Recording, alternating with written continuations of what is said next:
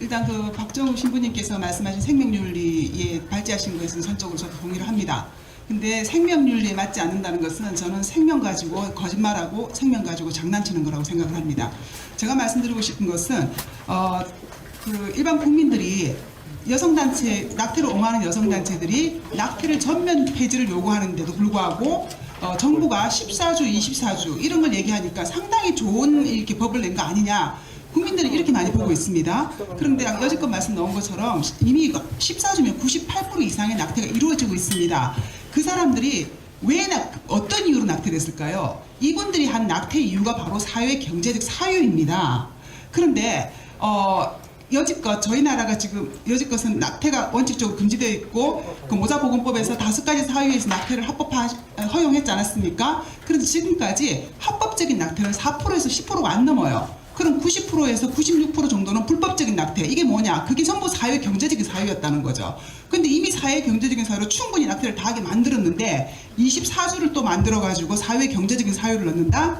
제가 봤을 때는 그냥 24주까지 낙태를 완전히 허용한 건데 이건 조삼모사함법이다.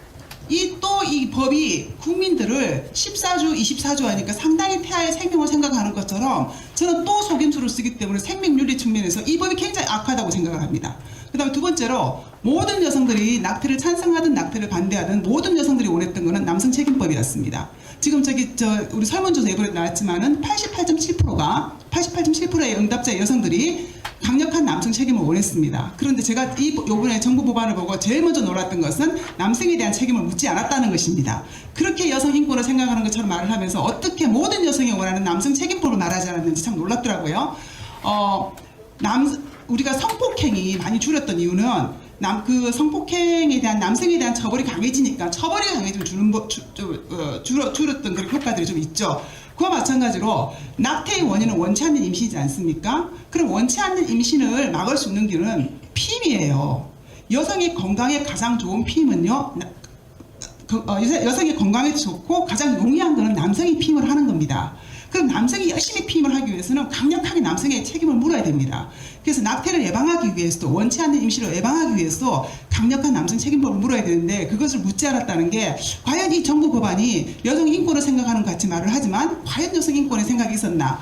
네, 그 부분을 제가 좀 짚고 싶고요. 마지막으로 저희가 여성단체고 지금 언론들이 항상 그 여성들은 전부 뭐 낙태를 원하는 것처럼 말씀하시고 계시는데 항상 그 기사를 써주실 때 낙태를 옹호하는 여성단체와 낙태를 반대하는 여성단체 구분 좀 해서 좀 써주셨으면 좋겠고요.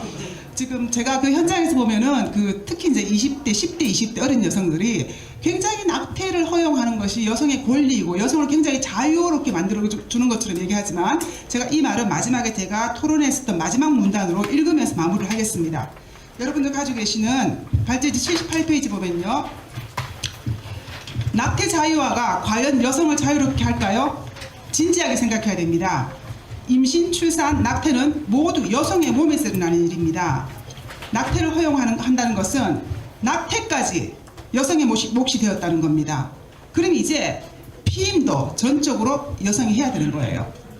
남녀의 성관계에서 발생하는 피임, 임신, 출산, 낙태까지 모두 여성에게 지우는 것은 가장 여성 억압적이며 최악의 성차별적 발상이라고 생각합니다.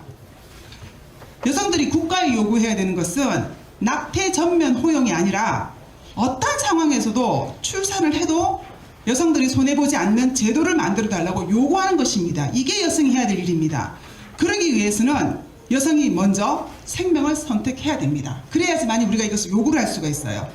생명을 선택하는 것은 언제나 옳은 답이라고 생각합니다. 감사합니다.